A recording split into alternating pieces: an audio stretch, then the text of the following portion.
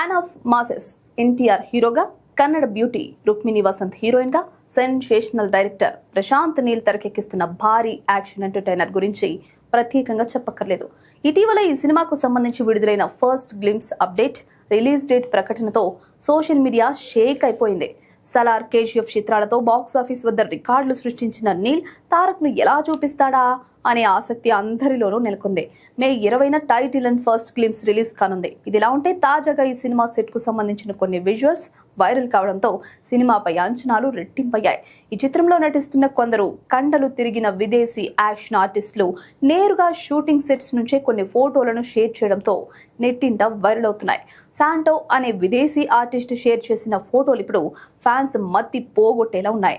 ఆ ఫోటోలలోని భారీ సెట్స్, ఇతర నటుల రూపం చూస్తుంటే ఎన్టీఆర్ కోసం ప్రశాంత్ నీల్ ఒక ఊహించని యాక్షన్ ఫీస్ట్ ను సిద్ధం చేస్తున్నట్లు స్పష్టమవుతుంది. అలాగే ఇంటర్నేషనల్ రేంజ్ లో ప్లాన్ చేస్తున్నట్లుగా ఉంది.